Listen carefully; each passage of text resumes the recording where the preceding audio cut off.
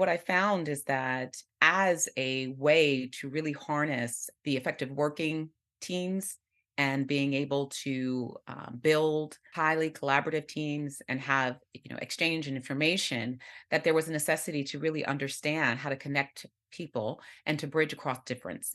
And so one of the organizations I was working with, a pharmaceutical company, really appreciated and supported me in that work, and I started doing a lot of cultural competence work, global leadership work, and that was truly my forward way into diversity, equity, inclusion. It's really how do we drive the best high performing teams through harnessing the power of everyone, no matter what continent they sit on, what country they come from, and what their orientation. But Hi everyone, welcome back to the All Inclusive podcast. On today's episode, I'm joined by Wema Hoover, Global Diversity, Equity and Inclusion and ESG Expert. She's the CEO and board level advisor and the former Global Head of DEI at Google. We dive deep into the complexities of maintaining effective DEI initiatives amidst evolving legislative environments. Wema shares her insights on how organisations can adapt their strategies to ensure inclusion remains at the forefront, the impact of global experiences on DEI practices, and the crucial role of leadership in navigating these changes. As always, before jumping into the video, make sure you hit that subscribe button, turn on your notification bell, and follow on your favourite podcast platform so that you never miss an episode. That being said, let's jump in. hello, how are you, Natasha? It's such a pleasure to be here with you today. No, I'm fantastic, and it's fantastic to have you here. I really appreciate it. I'm looking forward to our conversation today. I'm gonna dive straight in there and ask you to share us a little bit more about your personal journey into the work of DEI and what's really driving your passion. Well, thank you for having me. And what has really driven my work is really around looking for ways to harness the full potential of employees, right? I actually started my career out in organizational development and working in a consulting company, one of the big six. I'm dating myself and had the opportunity on working on with many global clients. And what I found is that as a way to really harness the effective working teams and being able to build highly collaborative teams and have exchange and information, that there was a necessity to really understand how to connect people and to bridge across difference. And so one of the organizations I was working with, a pharmaceutical company, really appreciated and supported me in that work, and I started doing a lot of cultural competence work, global leadership work, and that was truly my forward way into diversity, equity, inclusion. It's really how do we drive the best high performing teams through harnessing the power of everyone, no matter what continent they sit on, what country they come from, and what their orientation, building bridges so people connect more effectively. That's great. And I think it's so important. I love the way that you phrase that. It is going to take everyone as well and trying to get everyone on board with this. How would you say your personal experiences have influenced the way in which you approach this work? Yeah, that's a great question. Well, I have had the opportunity to work in over 30 countries, live in 3 countries and 3 continents. And so, not only being a practitioner in the work, from being in organizational development to then actually leading diversity, equity, inclusion, but actually living abroad, it has made me a case study for this work. So, I'm not only promoting it from an academic and a kind of workforce capability, but I'm actually experiencing it. So those very things that I am talking about in terms of integration and talking about inclusive work environment and talking about understanding, how to effectively meet people where they are and let them be their authentic selves is what I have been able to express and see as high value to my own success. So I think that personal experience makes me a little bit more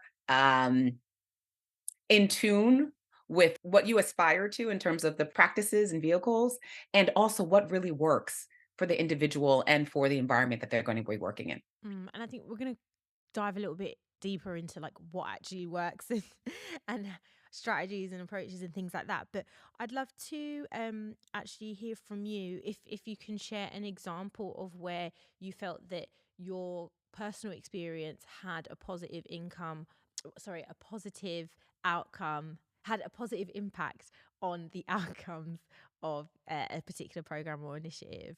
No, absolutely. I think one of them was the talent program that I was co-leading in an organization with our um, talent management function. And one of them is it was really around enabling global talent. And through my own experience, because at the time I was not living in my home country, I explained how, in order to enable global talent, we have to create the conditions on the teams that will accept the different management styles, leadership styles, ways of working, and be open to that and actually see it as an asset, right? See it as an asset and find ways for that team, for that function, for that environment to capitalize off of it. And I think that was one of our critical foundational elements of our enabling global talent and harnessing the best global talent we had, because we had just as much effort not only in the individual but actually preparing the team for the recipient, that individual, and what they can contribute, and the ways they condition an environment that would be successful for them to be able to contribute. That's great. And I know that when talking on recruitment and bringing in new talent, and I have seen that there's a transition that's happening, and we're kind of moving from focusing on diversity and into more of an inclusive environment and that inclusion piece. Um, could you kind of demystify that transitional period and that evolution?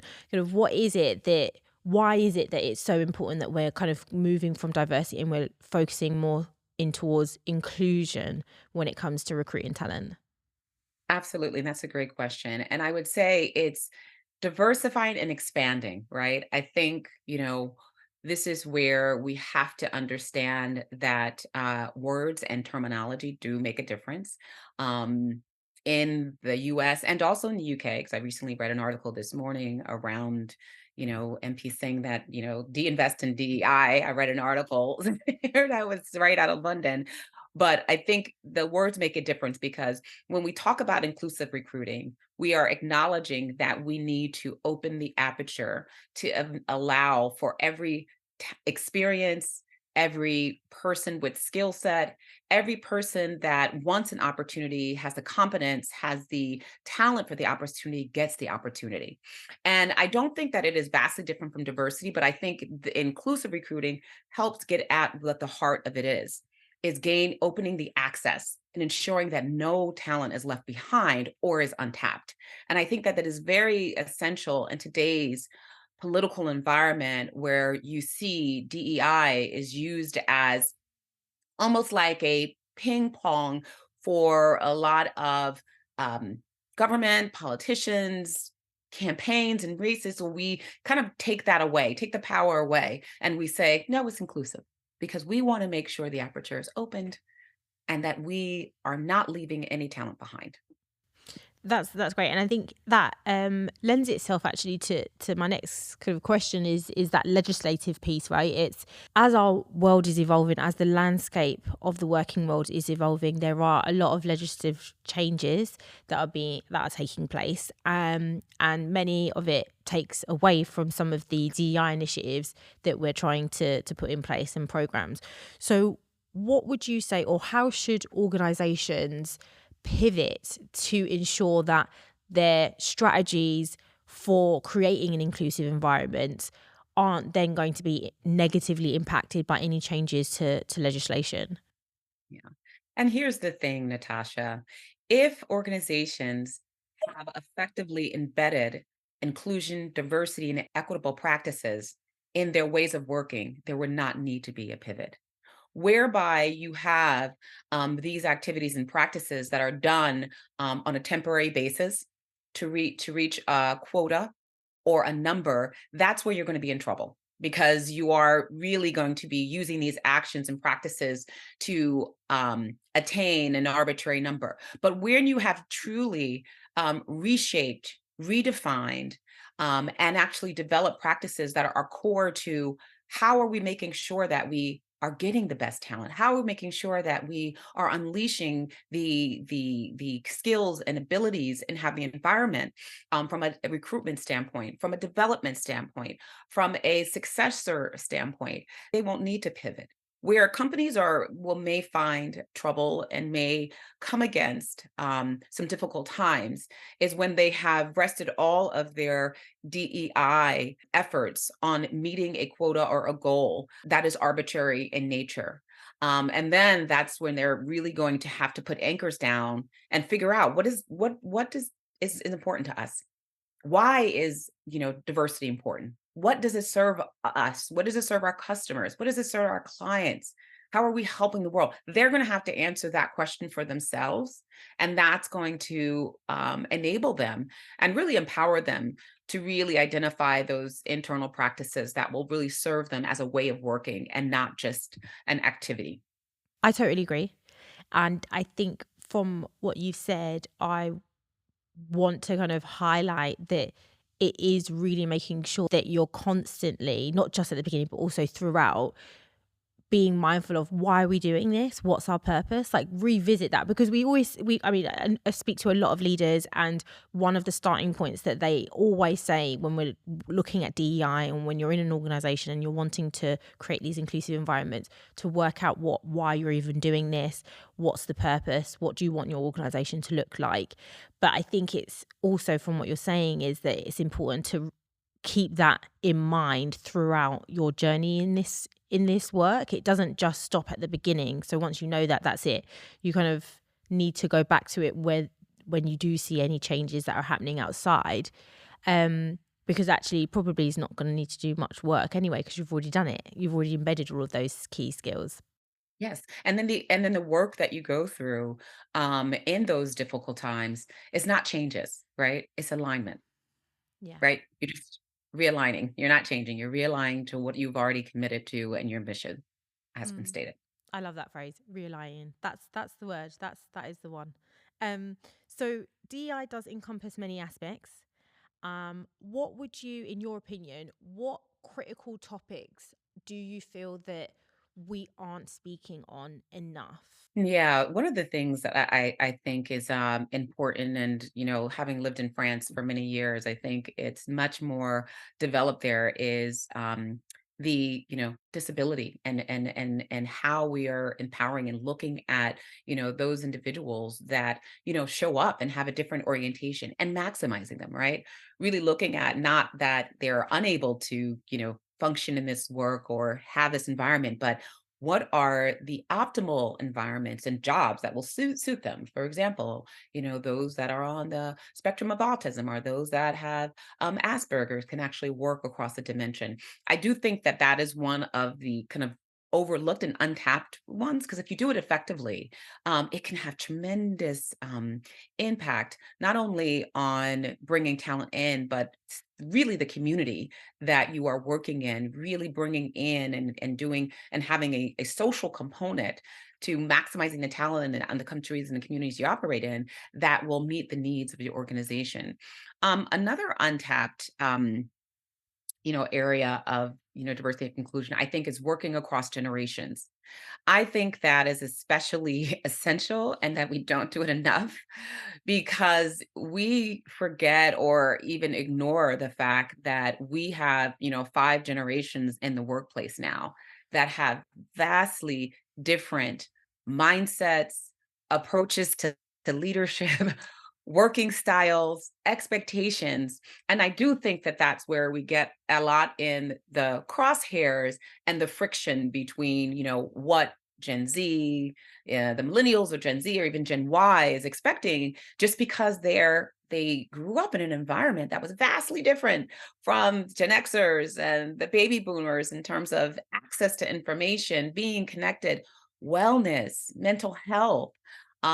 And I think highlighting and making sure that those elements, as we are working on our efforts, are foundationally at the center and core when we even talk about, gender and race, which are critically important, especially now. I'm not saying deprioritize them, but add that element in so we can be comprehensive, and really all of the factors that could really impact an inclusive work environment. So, what would you say are three? I know I'm going to shorten it out because there's probably going to be loads of steps, but what would you say are three crucial steps that leaders, organization should take to be able to begin addressing these topics more? Well, I think, one we just talked about, making meaning for themselves.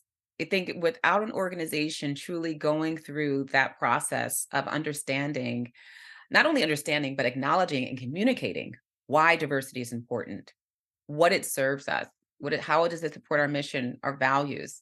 How does it help us do our work better and connect with others?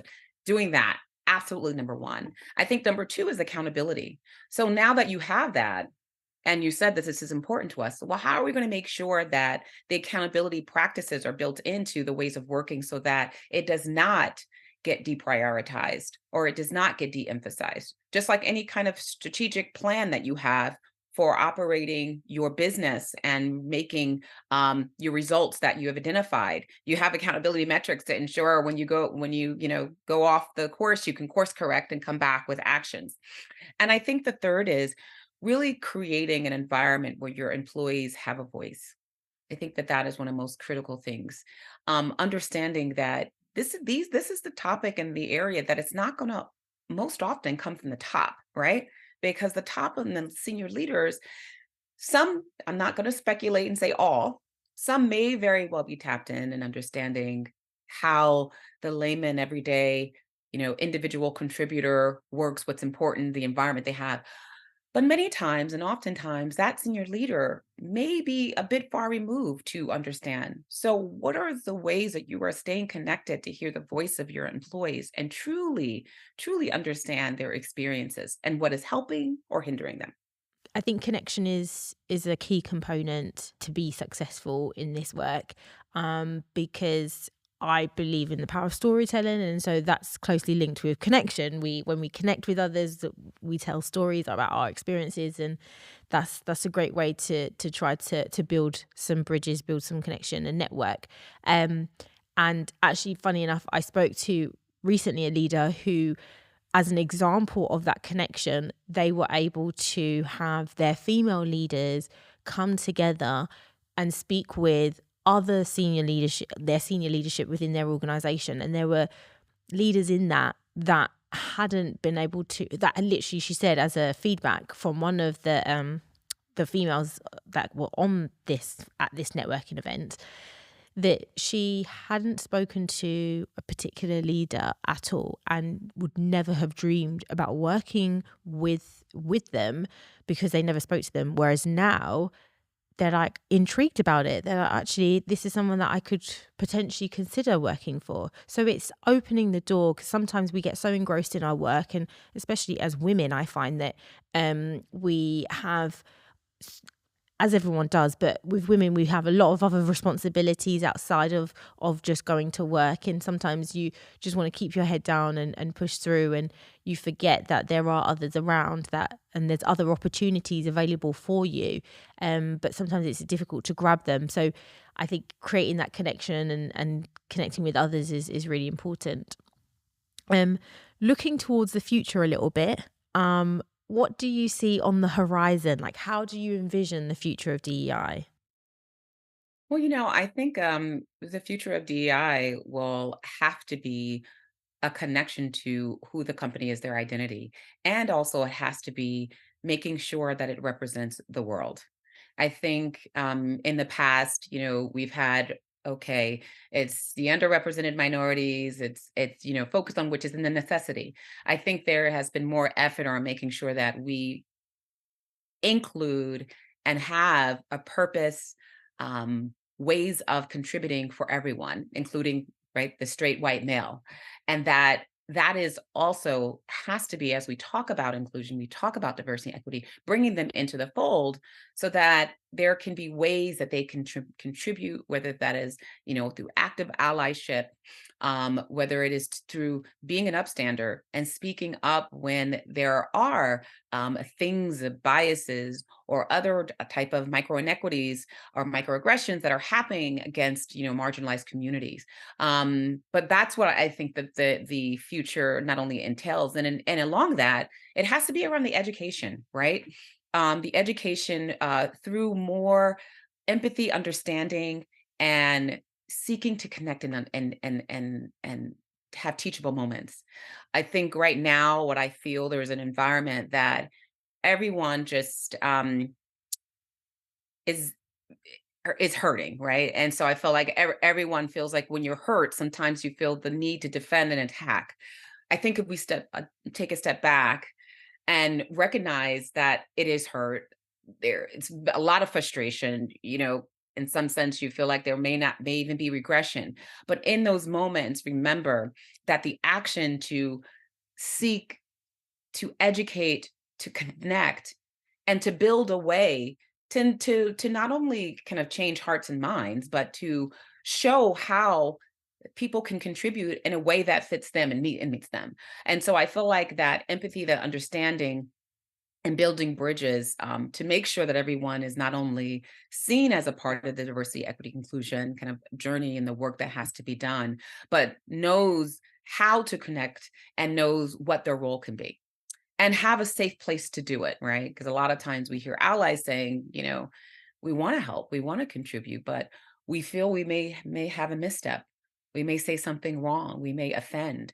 And that's where it is incumbent on the environment to be forgiving, um, to be understanding and really know each other so we can trust that even if there is a misstep, that the goal and intent is to be corrective and really create those environments where everyone can feel seen, centered, and know they belong. Definitely. And I think debunking that cancel culture, and Yeah. because I think it's a snowball effect with that. And really, as you've just perfectly pointed out, like, we need to just create that safe space, because we're all learning. We're Yeah. continue as no one has the right answer here. Everyone has, I'd like to say, good intentions. We all we all want to be treated fairly. And if, as an ally, if you know that, right, okay, I want to be an ally, but I think, as you said, there are many people that are a bit scared because as allies, you don't want to say the wrong thing. And also you don't want to make it about yourself, because there is sometimes the habit of overshadowing. Um, and it happens, but it's knowing that you can, as someone who is part of the underrepresented group, if I have someone in the room that is meant to be my ally and I feel that they've overstepped, that I can communicate to them that in a way that they can receive it, and they're not fearful of acting or continuing to advocate for people like myself. Absolutely. I think that you hit it right on the nose, and this is the danger of cancel culture, that you really shut people down and cut them off. Mm. So where you could have had people helping, assisting, and aiding are now going to step back and put their hands up and say, don't want to get burned or don't want to get caught up in these crossfires. So precisely. I've thoroughly enjoyed our conversation today. It's been absolutely amazing. Your expertise and perspectives will no doubt be valuable to all of our listeners tuning in today. Just before you do leave us, could you give us just one piece of parting advice that you can offer up to the leaders listening in today? Yes. What I would say in these times, live loudly. And what I mean by live loudly is be unabashed of sharing your vulnerabilities. If you're a man and you have caretaking responsibilities and you want to go home to see a child play a baseball game or just to care for child, be a caretaker, don't be sad and shy about saying that. We need to see our humanity. We need to understand that we are all in this together. And I think once we do that, it'll create cultures and environments where accepting, understanding, and connecting is really the superpower. that creates not only high performing team, but just more healthy environments that promote well-being, that promote dignity, respect, and and most importantly, a sense of belonging. Thank you so much again. Also, because I know everyone's going to want to know, how best can our listeners connect with you and learn a little bit more about yourself and your journey? Awesome. Well, thank you so much. Well, I can be reached at www.wemahoover.com. And on there, you can actually see a lot of the articles I have written for Fast Company, Inc., and other uh, diversity magazines as well. And also contact me for any consulting or um, public speaking as a keynote speaker. Love to share this in forums with other leaders, people to really drive impact in this area. So thank you. No, that's great. I'm going to have a link to your site below. So, everyone, please do check that out. Thank you, Natasha. It's been an honor. Thank you.